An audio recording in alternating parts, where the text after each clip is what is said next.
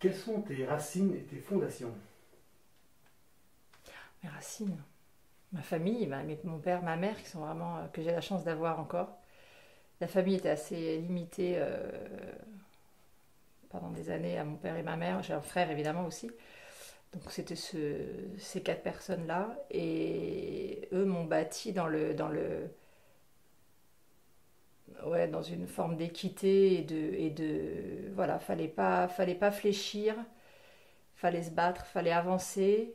Mais bon, ils ont été durs, ils ont été. Mais je réalise aujourd'hui à quel point je recueille les fruits de tout ça en fait, de cette persévérance, de cette pugnacité, de cette droiture aussi. Hein, parce que ma mère est quelqu'un de très, très forte et très droite, mon père est quelqu'un de très juste aussi.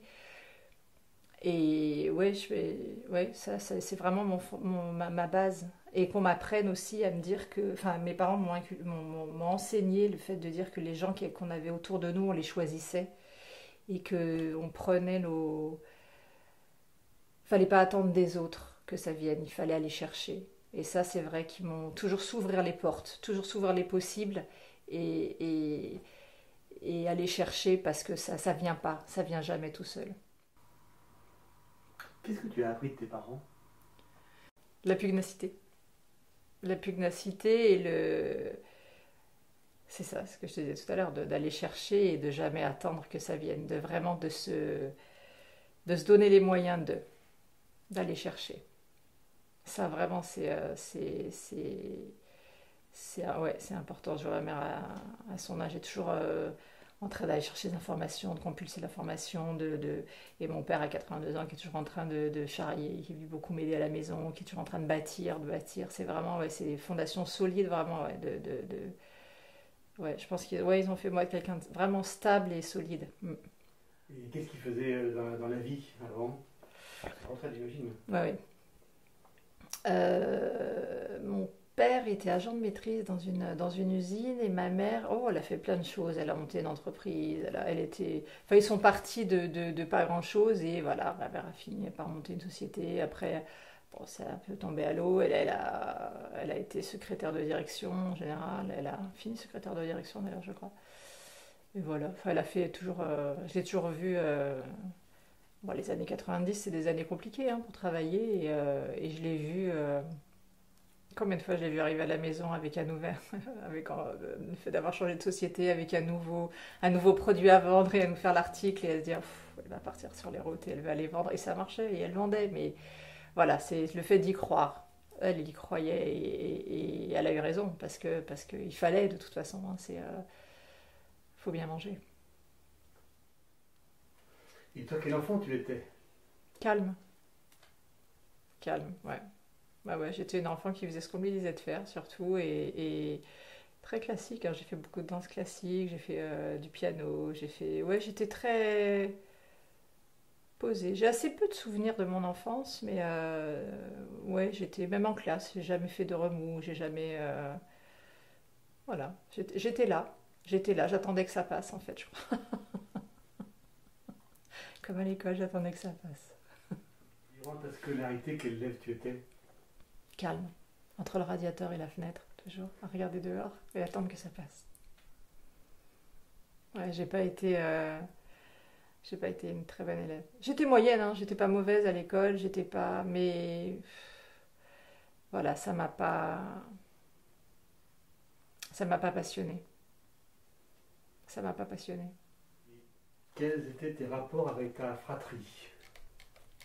Ah, bah, mon frère a 4 ans de plus que moi, donc c'est compliqué, un frère et une sœur avec 4 ans d'écart.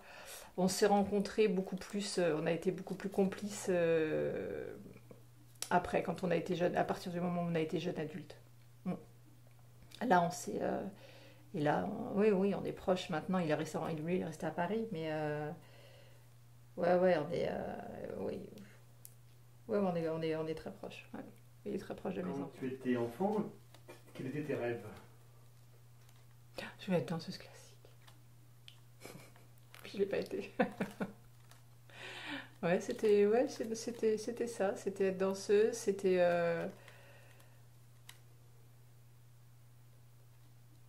Ouais, ouais, j'ai pas tellement de souvenirs de mes rêves, de mes... Voilà, pour moi c'était inscrit, c'était comme ça. Je serais danseuse et puis voilà. Puis je l'ai pas été. Pourquoi?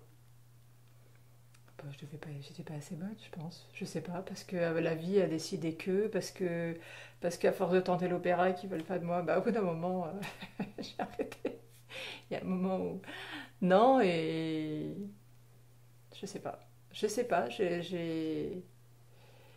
parce qu'il y a un moment où on t'entend cette phrase fatale qui dit qu'il faut faire des études et voilà. Donc j'ai pas fait plus d'études, mais j'ai pas été danseuse. Tu aurais voulu rentrer en tant que petit rat Ah dans oui, l'école de l'opéra? ah ben c'était le rêve de ma vie, ouais, ouais, bien sûr, bien sûr. Mais c'est pas grave, je garde le plaisir de voir les autres danser et ça, mais j'en ai pas une nostalgie. J'en ai pas une nostalgie. Parce que je me dis que finalement, ça doit être tellement dur. Tellement, tellement dur. Mais voilà, j'étais lancée là-dedans, j'y allais, je me posais pas la question, je me faisais mal, mais j'aimais ça et voilà. Bon, maintenant c'est trop tard. Mais c'est pas forcément des souvenirs heureux la danse. C'était c'était quelque chose dans lequel j'allais à fond. Mais ouais, je me souviens d'avoir pleuré pour y arriver, ouais, si, je me souviens de la préparation des spectacles, je me souviens de la fatigue, je me souviens du plaisir aussi de le faire. Mais ouais, non, j'ai pas de, si, les remises de prix aussi qui étaient un bonheur, mais non, sinon c'était pas. Non, non, j'ai pas de. C'était. Ouais, j'avais plaisir à y aller, quoi. Je me posais pas la question. Ça faisait mal, mais j'y retournais.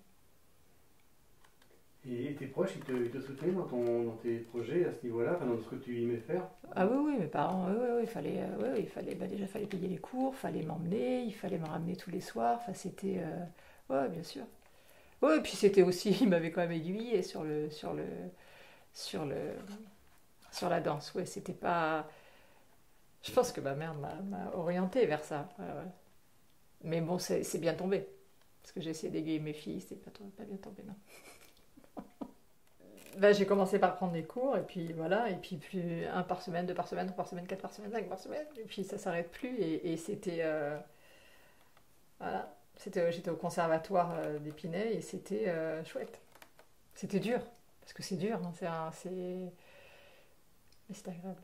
Enfin, c'est agréable, non, mais si, c'est toujours